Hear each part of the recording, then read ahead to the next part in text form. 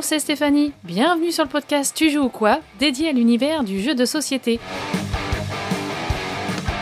Suivez-moi, je vous emmène dans les coulisses, à la rencontre des acteurs de ce monde très créatif.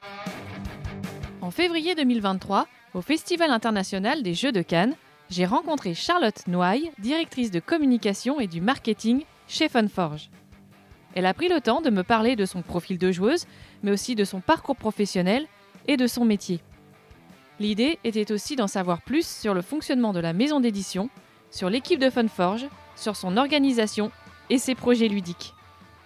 Alors je suis ravie d'être avec Charlotte Noailles, directrice de communication chez Funforge. Salut Charlotte. Salut.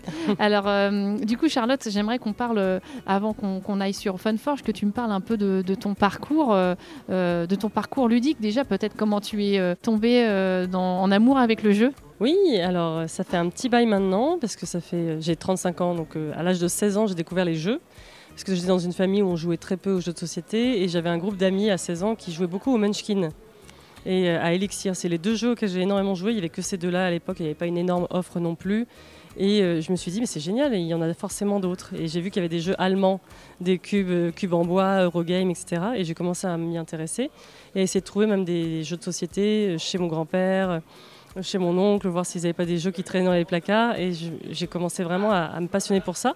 Et par contre, j'ai eu un peu de mal à trouver des jeux qui me tentaient. Et puis c'était un sacré budget à l'époque, les jeux de plateau. Quand tu as 16 ans, tu n'as pas forcément les moyens. Du coup, je suis allée sur le jeu de rôle.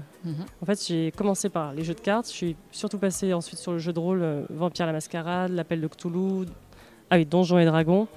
Et le jeu de société, c'est vraiment revenu vers mes 22 ans où j'ai commencé à jouer activement chaque semaine avec mon groupe d'amis.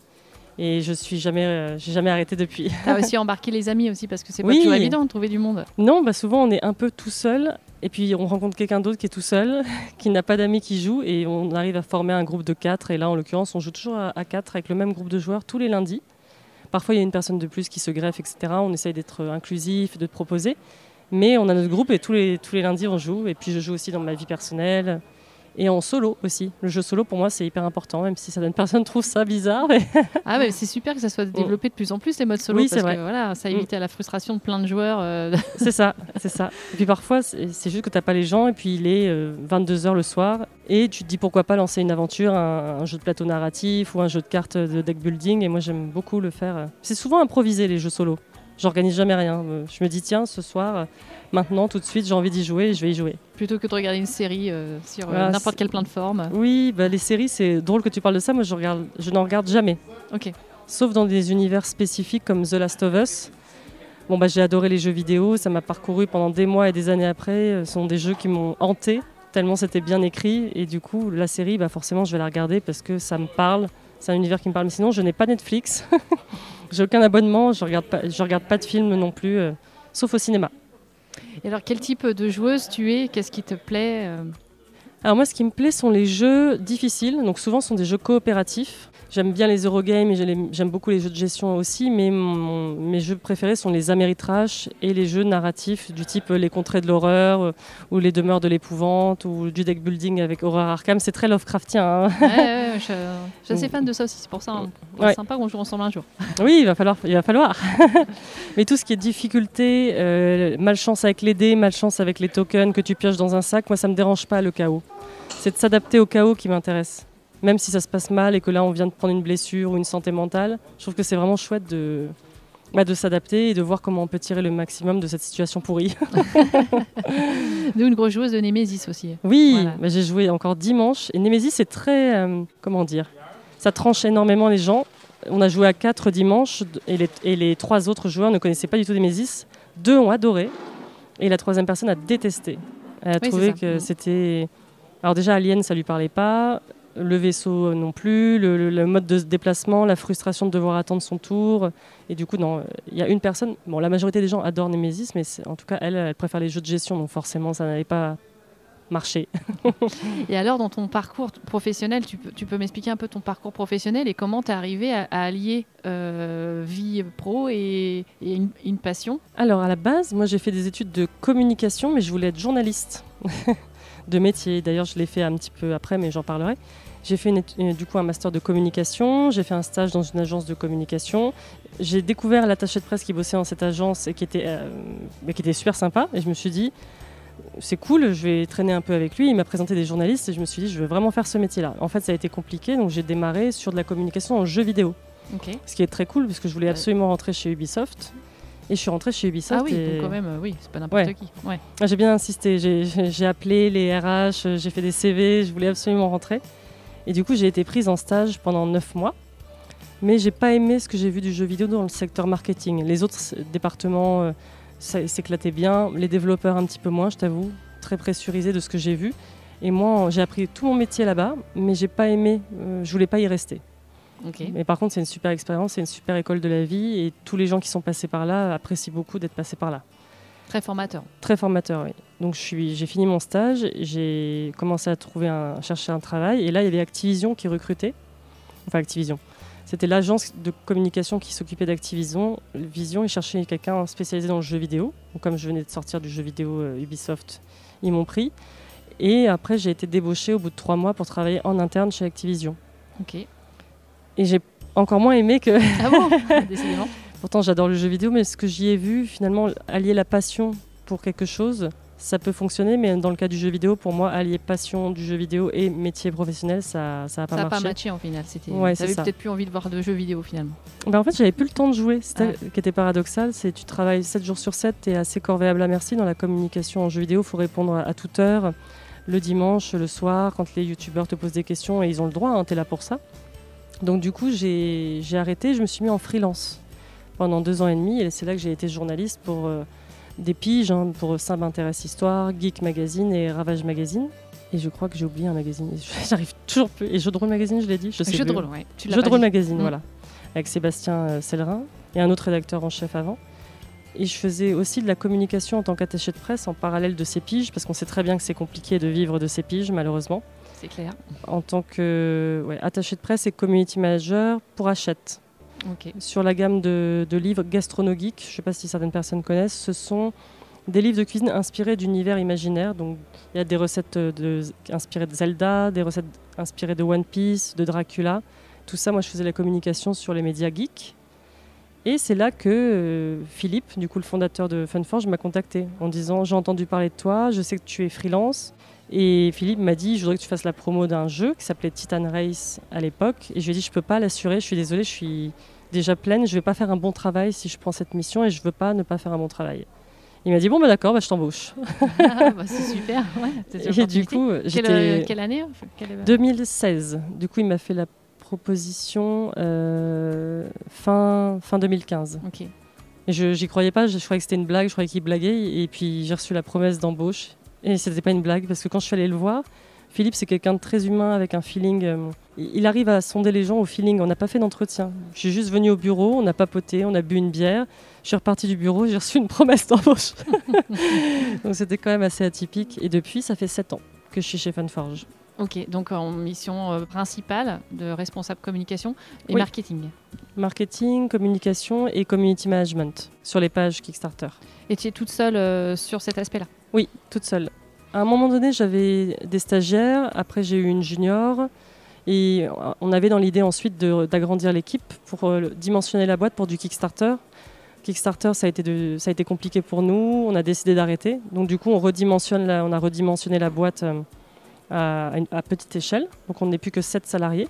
Et je suis la seule à assurer les missions de communication, même si je précise que Charline s'occupe du TikTok, car je n'ai aucune appétence pour TikTok. Ouais, puis nouveaux médias un peu, effectivement, faut avoir envie de se coller forcément à un nouveau réseau. Exactement. Alors, justement, tu parles de 7 personnes. Est-ce que tu peux m'expliquer un petit peu le fonctionnement de Funforge? Quels sont les métiers? Philippe, c'est le directeur artistique de Funforge et c'est le fondateur. Et c'est également le gérant. Donc c'est lui qui s'assure que les factures, que les productions partent bien en temps et en heure. Et il nous laisse une énorme autonomie sur ce qu'on fait. Donc il veut juste que tout se passe bien. Il est là pour chapeauter, mais on est vraiment très autonomes les uns les autres. Donc lui, c'est le chef. Juste en dessous ou à côté de lui, enfin, peu importe comment on en parle, mais il y a Claude, qui est son associé, son bras droit, qui s'occupe de tout ce qui est légal, tout ce qui est contrat aussi. Quand on décide de localiser un jeu ou de signer un prototype avec un auteur, il faut qu'il y ait un contrat. pour cadrer tout ça, pour que ce soit légalement nickel. Il fait énormément mais il fait beaucoup de choses, on en parlera après. Il fait des salons avec nous, on fait tous beaucoup de choses. En tout cas, il s'occupe de l'aspect légal, éditorial également. Bordé. C'est ça, que tout soit bien bordé, qu'il n'y ait pas de problème dans les contrats. Et c'est un gros boulot. Donc en termes de distribution à l'étranger, c'est un gros boulot. Ensuite, on a, si je reprends, il n'y a pas vraiment de hiérarchie là-dedans. Il y a Gersand. Gersand, elle s'occupe. Alors, elle est office manager, donc elle s'occupe des relations avec le comptable, de s'assurer que les factures entrent bien dans un logiciel pour que Philippe puisse les payer. Elle fait aussi beaucoup d'éditorial, elle relit les maquettes, elle relit les traductions, elle voit s'il n'y a pas de coquilles et s'il n'y a pas de fautes, parce que même s'il y a des traducteurs qui font le boulot, parfois, quand ça rentre dans une maquette, il faut vérifier qu'il n'y a pas eu de saut dans la maquette, qu'il n'y a pas un calque qui est parti ou qui s'est décalé tout simplement. Donc voilà, elle fait plusieurs métiers radicalement différents en même temps, alors que moi, je fais des choses qui sont assez liées. Elle fait à la fois l'éditorial et la gérance de la maison, en fait. Okay. Ensuite, on a Thomas. Thomas, il est développeur de jeux vidéo en interne chez nous et c'est lui qui a développé le jeu vidéo Tokaido pour Steam, iOS et Android. Oui, la vraie version d'un jeu, quoi, non pas Oui, c'est pas un portage, c'est vraiment un vrai jeu vidéo 3D qui a été développé. Et là, il est en train de finaliser Crossroads, qui est la première extension pour Tokaido. Nous avons ensuite Charline, qui est graphiste, mais elle devient de plus en plus community manager aussi. Elle s'occupe d'implémenter les textes dans les maquettes fournies par les éditeurs dont on fait la version française. Okay. Donc évidemment, les éditeurs, ils ont un nombre de pages définies pour leur maquette, par exemple 10 pages, et nous, on doit s'organiser pour que notre version française, elle rentre dans ces 10 pages. Donc on ne peut pas rajouter des pages, c'est une question qui revient souvent. Pourquoi vous n'avez pas plus aéré vos maquettes? Pourquoi il n'y a pas plus de pages? En fait, sur cet aspect, quand on fait une localisation, on ne décide pas. Oui, on doit garder le graphisme, les images, les illustrations, c'est ça. Tout ça. Il faut absolument tout garder. Il y a des exceptions où parfois on peut revoir la DA, comme nous, ça nous est arrivé pour Agricola Famille. En fait, ce n'est pas la même direction artistique que la version de Lookout Games dont on a fait la version française. Mais ils ont accepté à nos frais. C'est-à-dire que nous, on a mis de l'argent pour refaire la direction artistique, pensant qu'elle était plus adaptée au marché francophone. C'est le cas. Okay. Après, il y a des gens qui trouvaient que c'était dommage que la direction artistique soit différente dans la version Agricola Famille par rapport à Agricola normale. Mais par rapport au marché, ça nous semblait mieux, plus moderne en tout cas au niveau des illustrations. Ok, donc parfois il y a de la marge de manœuvre. Oui, parfois il y a de la marge de manœuvre. Et Maude, que vous voyez sûrement aussi beaucoup sur les réseaux sociaux, qui fait beaucoup de photos, qui se déplace dans les boutiques, qui présente nos jeux en avant-première, les prototypes, qui a toujours un grand sourire et une patate incroyable et qui me donne toujours beaucoup de bonnes ondes quand j'ai beaucoup de messages à gérer qui ne sont pas toujours faciles, même si c'est mon métier, elle est toujours très positive. Ça fait du bien des personnes comme ça dans une équipe. Oui, c'est ça. C'est ça. Donc c'est elle qui envoie les newsletters pour tenir au courant les boutiques d'arrivée prochaine de stock ou de réassort, même quand on est en rupture de stock. Et elle est souvent sur la route pour aller dans les barrageux, les boutiques, pour présenter ce qui va arriver ou ce qui est déjà disponible. Alors ce qui est chouette, c'est que c'est effectivement une équipe qui se déplace en plus sur le festival. Là, on est au festival international de Jeux de Cannes. Oui, il y a absolument tout le monde. Sur Cannes, pour nous, c'est important de ne pas avoir d'animateurs, pas parce qu'on ne veut pas faire appel à des animateurs, mais de vraiment pouvoir rencontrer les joueurs qui nous connaissent sur les réseaux sociaux ou à distance, mais pouvoir nous rencontrer et parler et discuter un petit peu quelques mots avec nous. C'est vital. En tout cas, sur Cannes, on a toujours animé nous-mêmes. Il me semble, oui, on a toujours animé nous-mêmes. Sur PEL, on peut faire appel à des animateurs, Paris est ludique, pour ceux qui connaissent, qui est un autre festival. Mais là, Cannes, pour nous, c'est primordial d'y aller. Ça fait aussi du team building. Parfois, on ne se voit pas. Certains sont en télétravail à distance. Là, on est content d'être tous ensemble. C'est un moment de cohésion aussi d'équipe. Oui, c'est ça. Ok, alors si on revient plus particulièrement donc, sur ton travail, Charlotte, est-ce qu'il a évolué au fil du temps de différentes années? Alors tu parlais qu'effectivement tu gérais pas mal les Kickstarter, donc c'était une mission, j'imagine une grosse mission. Oui, une énorme partie de mon boulot. Quand j'ai été recrutée, Philippe m'a dit « J'espère que tu as pris ton armure en mitril ». Parce que c'est costaud, on n'a pas fait de communication sur la page Kickstarter, j'ai personne pour s'en occuper, tu vas t'en prendre plein la figure alors que c'est pas ta faute, mais est-ce que tu es prête à faire ce boulot-là de community manager? J'étais déjà community manager avant, et du coup j'ai dit oui bien sûr, et en fait ça a été, comme tu le dis, une grosse partie de mon boulot, c'était 70% de mon travail, de répondre aux gens, de les rassurer, de répondre à leurs emails, à leurs messages privés sur la page, d'essayer d'adoucir le contexte. Et je faisais un peu de marketing et de relations presse à côté. Mais ce qui me prenait vraiment majoritairement de mon temps, c'était le community management jusqu'à l'année dernière, jusqu'à l'arrêt de la campagne Kickstarter Far Cry en janvier 2022, où du coup, comme ça a été arrêté, il y a beaucoup moins de messages à gérer, beaucoup moins d'emails à gérer. Et là, je peux me reconcentrer sur les relations presse, sur le marketing, sur les relations avec les médias, avec les boutiques, avec les joueurs. Donc je suis beaucoup plus disponible qu'avant. Et combien de Kickstarter en fait tu as suivi comme ça? Alors il y en a 2 que je n'ai pas suivis, mais on en a fait. Alors je compte. C'est une bonne question. Attends, je suis en train de faire. Donc il y a Tokaido Collector Edition, Tokaido l'Artbook. On a fait un artbook aussi, un Kickstarter pour la Farewell Edition. Ensuite on a fait Monumental, un premier Kickstarter qu'on a annulé parce que les joueurs trouvaient il y avait plein de choses qui n'allaient pas dans la campagne. On l'a annulé. Ensuite on l'a relancé. Donc c'est la première campagne de Monumental qui a été financée, deuxième campagne de Monumental et Namiji. Moi j'en ai assuré 7. D'accord. 7 campagnes Kickstarter plus un Ulule. Et tu me dis combien d'années que tu travailles? 7 ans. Ah voilà. À chaque fois, c'est pour ça que je dis que c'était une grosse partie de mon travail, c'est que c'était vraiment très important chez Funforge, toute cette gestion de Kickstarter. Ah bah oui, je veux bien croire. Ouais. Chaud. Et alors, quelle est la partie que tu aimes le plus finalement dans ton travail? Ce que j'aime le plus, et ce que je n'ai pas fait pendant très longtemps, ce sont les salons. Aller dans les boutiques, rencontrer les médias, parler avec eux. Parce qu'être derrière un écran à répondre à des emails et des MP, honnêtement, c'est loin d'être passionnant. C'est passionnant parce que je parle de mon loisir que j'aime beaucoup, je suis passionnée par ce secteur-là. Mais c'est mieux de se voir, c'est mieux de se parler, c'est mieux de se téléphoner. Donc c'est l'humain qui m'intéresse avant tout. Parce que le jeu de société, c'est humain, on se retrouve ensemble autour d'une table. Moi, ça ne me passionne pas de répondre à des messages derrière un écran, très honnêtement. Même si je le fais quand même avec passion, mais je suis contente. Maintenant, je vais pouvoir rééquilibrer tout ça, toutes les missions.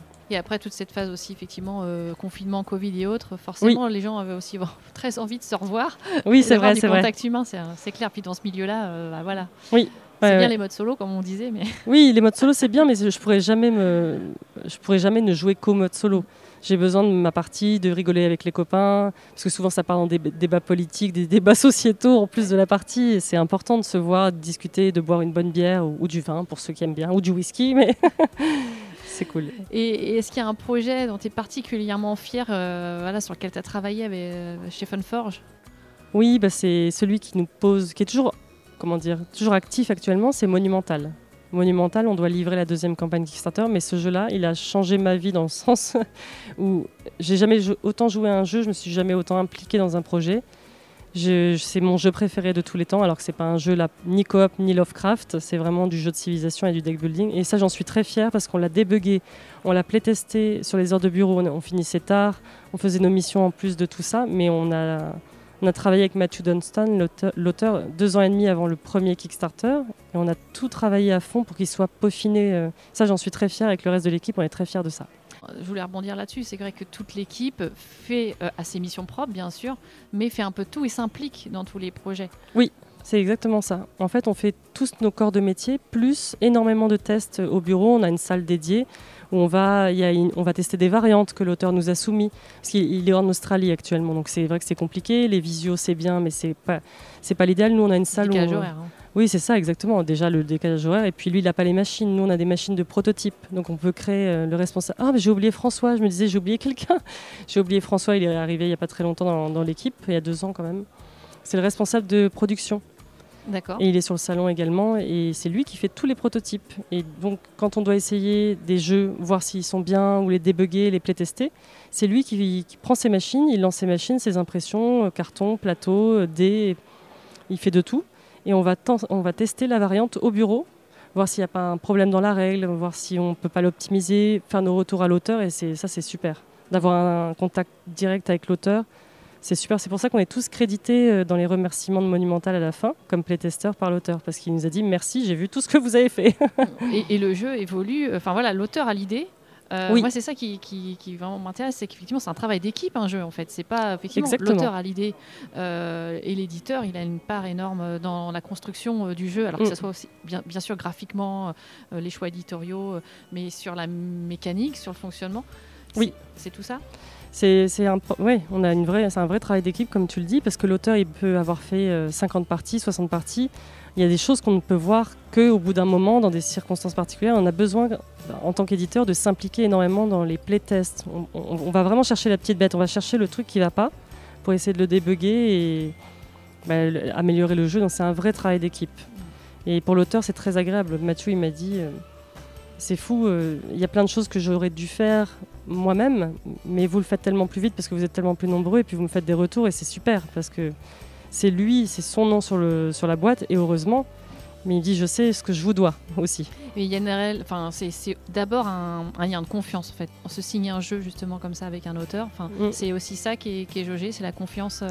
C'est la confiance. C'est un travail de longue haleine. Combien de temps ça a mis pour ce jeu On a travaillé 2 ans et demi avant le premier Kickstarter sur le jeu. On l'avait repéré, c'était un jeu de cartes uniquement à la base. Nous, on a implémenté tout l'aspect plateau et conquête. Et entre le moment où on a commencé à travailler sur son prototype qu'on avait signé avec lui et la première livraison du KS, il s'est passé 4 ans et demi. Donc c'est vraiment... Là, on a pris... Par contre, c'est assez hors norme. On a pris beaucoup plus de temps que pour n'importe quel prototype, vu que c'était dimensionné pour du Kickstarter. En général, on n'a pas autant de temps à disposition en avance. C'est nous qui avons fait une petite folie. On voulait absolument sortir ce jeu et que ce soit parfait. Donc on a mis les moyens, on a mis beaucoup d'argent. Et ça, c'est un autre débat. Mais comment ça se passe justement quand un auteur il démarche, il va chercher un éditeur. Comment se fait la sélection chez vous? Il y a un process particulier ou c'est vraiment le coup de cœur? Il n'y a pas de process, c'est ça qui est chouette avec les protos. Là, notamment, on a des auteurs qui passent. On n'avait pas prévu de rendez-vous, mais ils passent, ils montrent leur prototype. On va se dire, tiens, la mécanique est super bien. Hier, au Protolab, Claude est reparti avec un proto. Mes collègues ont joué hier soir. Il m'a dit, c'est super, il y a quelque chose. C'est vraiment un coup de cœur. Elles ont eu un coup de cœur. Moi, hier soir, je n'étais pas disponible, j'étais ailleurs en rendez-vous. Claude a eu... Donc on est déjà à 4 personnes qui ont adoré le jeu depuis hier soir. Et on ne connaît pas cette personne. On n'a jamais travaillé avec elle. La confiance, ça va être sur la durée, sur par exemple des gammes de jeux où on va développer plusieurs univers avec le même auteur. Il y a un vrai lien de confiance, il y a même une amitié qui se crée. Mais on n'a pas besoin d'être amis ou de connaître la personne avant de signer un jeu. C'est vraiment de l'humain, c'est du salon. On va tester ce proto, ok, on y va, on signe. Et puis on le sécurise en fait, en signant un contrat, on sécurise. Oui, voilà, que l'idée parte pas ailleurs en fait. Oui, parce qu'il y a plein de gens. Et donc il y a ces rencontres sur le festival, effectivement. Et est-ce que vous en recevez aussi beaucoup des protos? Alors on en recevait pas mal à un moment donné parce qu'on demandait aux gens de nous les envoyer, mais il y avait souvent des problèmes de règles, d'écriture de règles. Alors quand on n'a pas l'auteur à sa disposition, c'est quand même plus compliqué de s'en approprier. Maintenant les gens font des vidéos aussi. Le problème des vidéos pour une petite boîte comme la nôtre, c'est comme on fait beaucoup de choses. Peut-être que quand on est un éditeur avec une personne dédiée au prototype, au test de prototype, ça va plus vite et c'est plus facile. Nous, c'est mieux. On préfère vraiment que ce soit des rencontres sur des salons. On prend un prototype, on l'essaye et puis c'est un petit coup de cœur et on va y rejouer au bureau et on va le signer. Donc en fait, les jeux qu'on nous envoie, sauf si on l'a déjà testé par ailleurs sur un autre festival et qu'on demande à l'auteur de nous l'envoyer, on n'a pas le temps de les tester. On n'a vraiment pas le temps. Oui, je comprends. Combien ça représente de pourcentage la localisation et vraiment l'édition de jeux, de projets que vous portez? Ça, c'est compliqué comme question. Par rapport à quoi? Par rapport à votre catalogue, en fait. Oui, tout à fait. Tu veux dire édition... Pas dans le choix, excuse-moi. Ah oui. J'aurais pu préciser. Effectivement, dans votre catalogue, en fait, vous êtes... alors, peut-être ça va évoluer, mais... C'est vrai que c'est pas... D'une année à l'autre, c'est différent. Parfois, on avait une création originale et plein de localisations. Parfois, on n'avait que de localisation. Là, on va être sur... On n'a pas beaucoup de localisations pour cette année, en fait, pour 2023. On a 3 créations originales et 2 localisations. Donc déjà, on veut absolument réduire le nombre de jeux qu'on sort par an parce que le marché est saturé, c'est compliqué. Donc ça dépend vraiment des années. Parfois, c'est beaucoup de loc, parfois, c'est beaucoup de créations originales. Là, ça va être Donuts en création originale et Rune Masters, 2 protos. On va sortir Monumental et ses 2 extensions, donc ça sont des créations Funforge. Et on a pour l'instant Vampire la Mascarade en localisation, enfin en distribution, c'est pas notre jeu mais on le distribue. Et Binding of Isaac, qui est un jeu de Maestro Media. D'accord, ça se décide un peu... Ça se décide pas vraiment, il n'y a pas de stratégie par rapport à ça. On a un jeu coup de cœur qui est disponible en anglais ou en allemand, on a envie de le faire, du coup on va le faire. Mais on se dit pas il faut tant de localisations par an. On raisonne pas du tout comme ça. On raisonne en un terme très subjectif, c'est est-ce que ça nous plaît ? Est-ce qu'on a envie de le faire? Est-ce qu'on a envie de le pousser? Et dans ce cas-là, on le fait. Ça se passe comment, du coup, une localisation comme ça? C'est quelqu'un de l'équipe a joué à ce Oui. jeu-là, on vient vous démarcher en disant voilà, on veut attaquer le marché français. Comment ça se passe? Souvent, c'est sur les salons internationaux comme Essen ou Nuremberg ou la Gen Con. Claude, il va souvent. Avant, j'y allais avec lui, ça dépend des années. Il va jouer à un jeu sur place et l'éditeur cherche un distributeur français. Il va tester le jeu, il va dire j'ai ramené ça. Moi, j'ai beaucoup aimé, on va le tester. Alors parfois, le reste de l'équipe n'aime pas ou voilà, ça marche pas, ou il y a un autre jeu dans le même genre qui va sortir chez nous. Donc c'est un peu risqué d'avoir deux choses similaires en termes de style de jeu. Donc c'est toujours sur les conventions, finalement, on en revient toujours à ça, mais sur les conventions, les salons professionnels, que Claude, c'est souvent lui qui s'y déplace, revient avec un ou plusieurs protos, on les teste et après on signe le contrat. Il n'y a rien que mieux que les rencontres, de toute façon. Oui, c'est ça. Ouais. Puis on a l'impression qu'il nous ramène des cadeaux à chaque fois. On se dit qu'est-ce qu'il nous a ramené? C'est le Noël avant l'heure. Ouais, c'est ça. Ok. Et alors c'est vrai que Funforge, c'est aussi la distribution, effectivement. Oui. Donc ça aussi, c'est une grosse partie du travail. Comment ça s'organise? C'est une excellente question qui va très bien avec l'actualité. C'est que c'était une énorme partie du travail, mais on est un petit éditeur et comme on fait moins de jeux, on a moins de références dans le catalogue et en fait, ça devient plus possible pour nous d'être distributeur. On ne peut plus s'auto-distribuer, donc on a signé avec Asmodée France. D'accord. Et on passe, tous les jeux Funforge passent chez Asmodée en distribution, de manière à être dans le catalogue Asmodée. Pour les boutiques, ça leur permet d'atteindre le Franco. Parce que là, chez nous... Ça, je ne sais pas ce que c'est. Ah oui, alors le Franco, c'est quand tu commandes pour un certain montant, donc nous, c'est 150 €. Quand les boutiques commandent pour plus de 150 € de commande chez nous, elles ont les frais de port inclus, donc offerts. Mais comme on a moins de jeux dans le catalogue actuellement et qu'on va en avoir de moins en moins, pour atteindre le Franco, des 150 €, pour des petites boutiques, ça va être difficile. Donc on s'est fait cette réflexion en se disant, dans ce cas-là, il faut rentrer dans un gros catalogue, d'un gros distributeur. Il y a eu plusieurs distributeurs auxquels on a pensé et Asmodée nous a convaincus sur leur réseau de distribution. Ils sont très actifs sur les boutiques, ils ont énormément de commerciaux. Nous, on a une commerciale en interne, donc c'est beaucoup plus compliqué. Ouais. Pour la partie, en tout cas, que vous éditez? Tout. Ouais, okay. Localisation. La localisation aussi. Ouais. D'accord. Okay. Ce qui fait qu'on reste éditeur, on choisit nos produits, on choisit ce qu'on fait, et puis Asmodée les distribuera. D'accord. Ok, ça marche. Il y a, je pense à Nemesis là aussi. Oui. Forcément, la distribution, elle s'est faite par choix que par Internet. Alors, le fait qu'on vende en direct sur le site, alors ça c'est vraiment un problème qu'on a eu. On a envoyé la newsletter pour les précommandes, pour lancer les précommandes, sonder les boutiques concernant Nemesis Lockdown et pour qu'elles gagnent leur marge boutique. Elles nous ont dit mais ce jeu-là, il va falloir qu'il soit à 200 € pour que je gagne un petit peu d'argent là-dessus, pour que vous gagnez de l'argent là-dessus. Et en fait, on a eu quelques boutiques, même pas moins d'une dizaine, qui nous ont dit on va vous en prendre. Et les autres nous ont dit ça va être trop cher pour le marché actuel, c'est saturé. Les joueurs hurlaient, je peux le comprendre, en disant ça va être trop cher pour nous, 200 €, vous vous rendez pas compte. Donc on a offert la possibilité, la solution, de le faire la vente en direct pour qu'il soit à 145 €, frais de port inclus. Et non pas 200 € plus les frais de port si on commandait sur une boutique en ligne. Une boutique en ligne qui ne serait pas celle de Funforge. Donc pour les gros jeux, il faut trouver des solutions comme ça. On est obligé de passer sur le site Funforge. Oui, pour rester dans la limite du raisonnable. C'est ça. Ouais. Sinon, on peut aussi perdre de l'argent volontairement, mais c'est pas l'idée. Et quelle est, dans ton métier, du coup, la part de relation que tu peux avoir avec les auteurs ou les illustrateurs ou voilà, tous les liens qu'il peut y avoir dans la chaîne créative?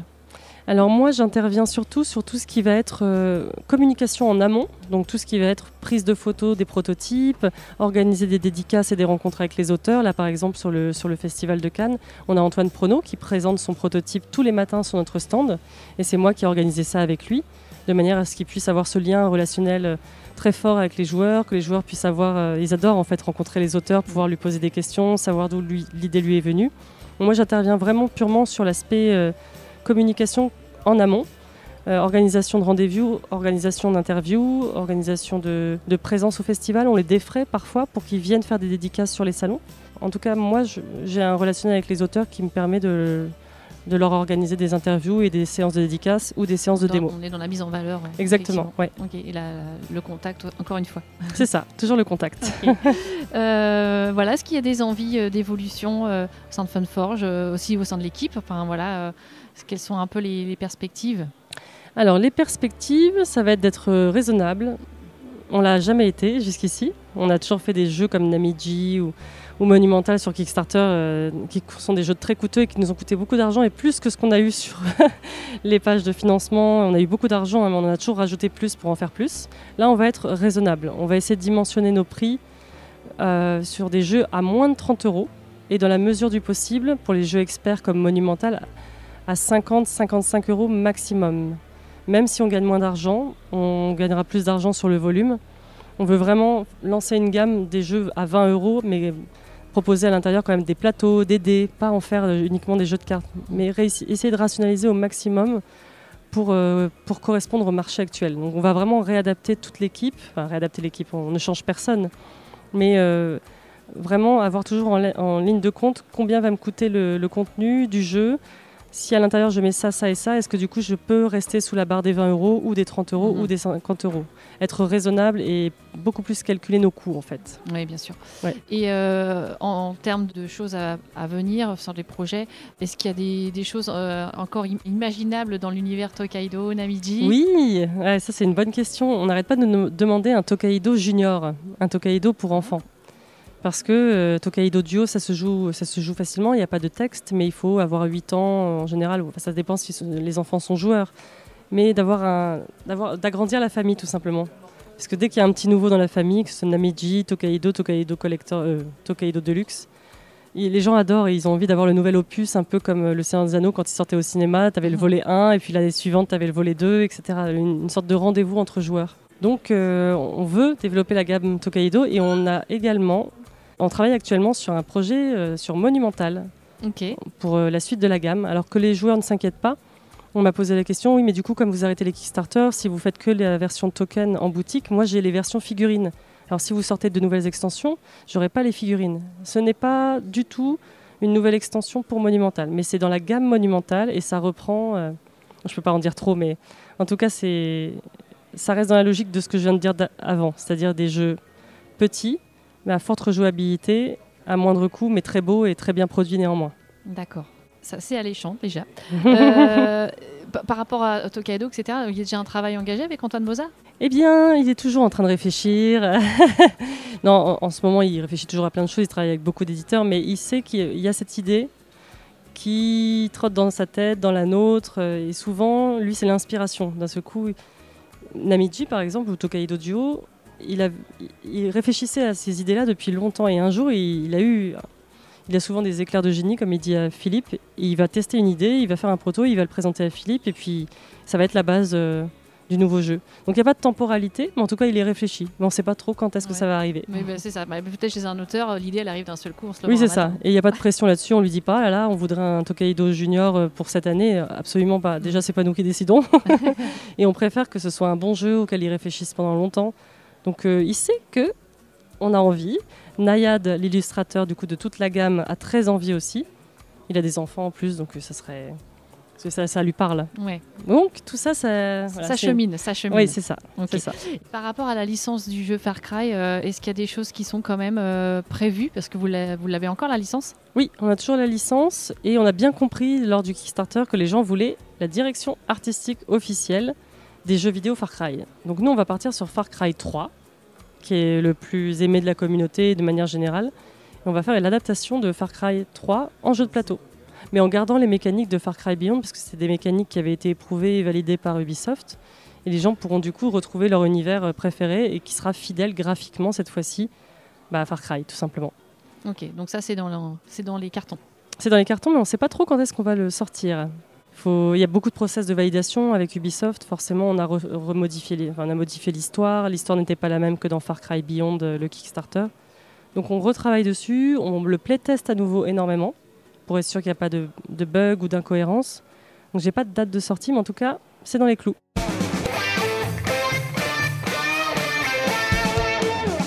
Je te propose qu'on termine sur un petit portrait chinois, un petit jeu, voilà, de 3-4 questions. Ça marche. Si tu étais un mode de jeu, tu serais lequel? Alors, tu as peut-être déjà plus ou moins répondu, mais solo, coopératif, semi-coop ou plutôt... c'est dur. Alors, il y en a un que j'annulerais forcément, c'est semi-coop, même si Nemesis, j'aime beaucoup. Je dirais compétitif quand même. En même temps, c'est difficile. Coopératif ou compétitif?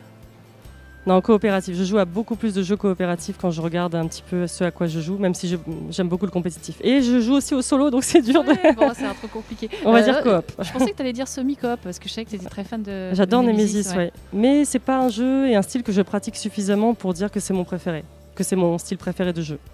Alors, si tu étais une mécanique de jeu, La pose d'ouvrier. pose d'ouvrier, Enfin, sauf si tu veux un truc plus détaillé que la Non, pose d'ouvrier, mais ça me va, mais ouais, pose d'ouvrier, pour quelle j'adore. raison? Ah, je sais pas. J'adore poser mon cube ou mon meeple sur un lieu que voulait celui d'à côté et du coup l'emplacement n'est plus disponible. J'aime bien cette petite sensation de blocage. Ok. Et si tu étais un thème de jeu, un univers? Alors un univers, très bonne question, ce serait le post-apo. Post-apocalyptique, j'aime beaucoup ces univers-là parce que ça aborde des sujets matures en général. Et je sais pas pourquoi j'aime bien quand je m'amuse, en fait, pas m'amuser. Non, mais être dans des sujets comme ça qui me parlent d'anticipation un petit peu, j'aime bien. Ok. Et si tu étais un auteur de jeu? Alors un auteur de jeu, oh là là.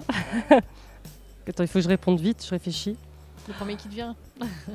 C'est trop difficile, il y en a tellement. Un auteur de jeu parce que je l'aime énormément et que j'ai tissé une relation d'amitié avec lui, ce serait Matthew Dunstan dans ce cas-là. Ok.